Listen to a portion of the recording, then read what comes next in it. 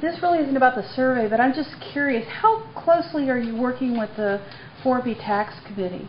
Because they've got the revenues that are coming in from, you know, hotels and restaurants and so forth, and deciding what they're going to be spending various things on.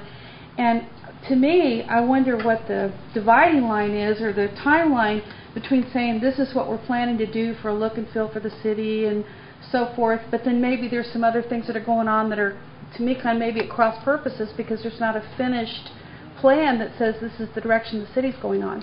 So my question is, how do you work with the 4B tax committee? Well, that's a very good question, and the answer is that we're trying to develop the sort of broad or the big picture solutions, and then as these solutions materialize, for example, what we require businesses to do in terms of, and this is for new businesses, okay, so businesses that are there. But say we decide that an important objective is that we want to improve the appearance and look and feel of 67. Well, if we do that, and we say, okay, how do we do that? We might require more landscaping, or we might not allow any more metal buildings, or we might require a certain kind of signage. All these things affect the cost of doing business. In today's economy, that's an important thing. So they would want to weigh in on those kinds of issues that might impact. If we had an industrial area that we were proposing in a certain location, and they had an idea of maybe it being another location, we would need to work with them on that. So always we coordinate with the EDCs, and there's two different types, 4A and 4B, but regardless of which one, they both have interests in the economic vitality of the community, and so they have the same here. So we also know that these other things affect economic development more than we thought. Housing, for example. We never thought, 20 years ago, we didn't think housing really affected economic development. Well, now we know it does greatly. Housing choices and the type, when you come into a community, the type of housing that you have affects the decision of people to move their businesses here. The appearance affects the decision of businesses moving into an area.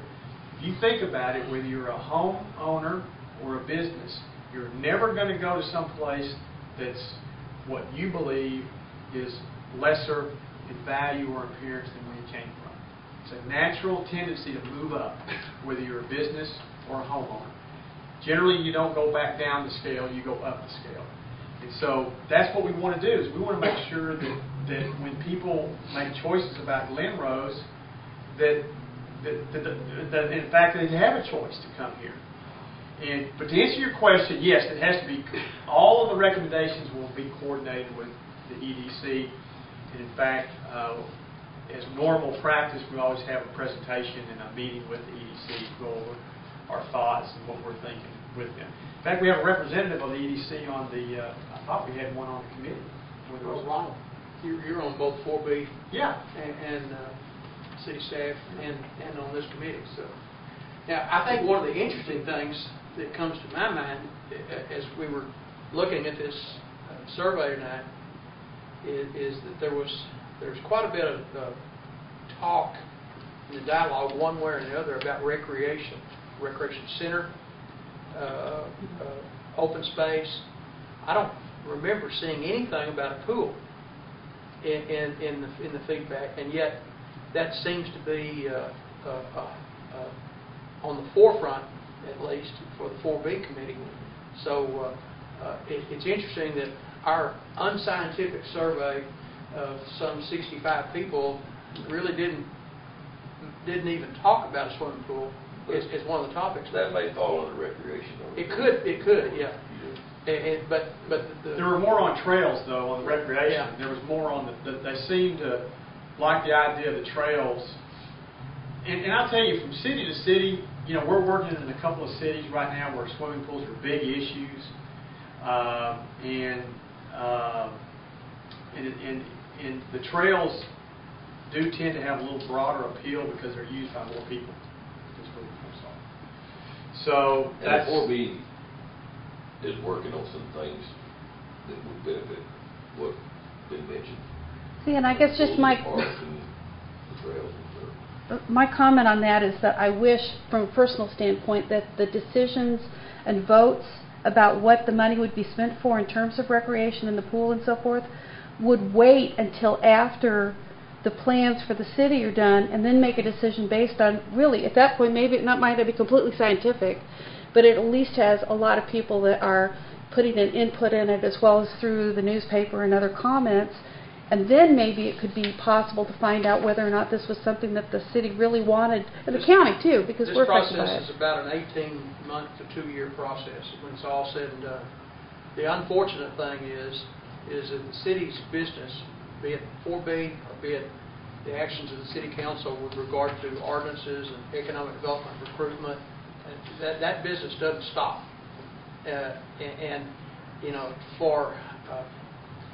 there's an opportunity for schedules to clash, and there's an opportunity for things to be dropped, and that's the unfortunate side of it.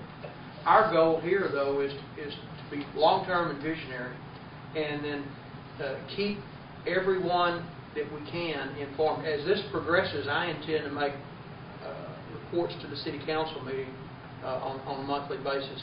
Be sure that the entire city council is up to speed on what we're doing and what's going on, so that if they think the brakes need to be tapped on a project, I guess they can do that. But you know, they're the ultimate decision maker, that being the policy makers of the city. But that is one of our goals, is to inform the decision-making process on these issues.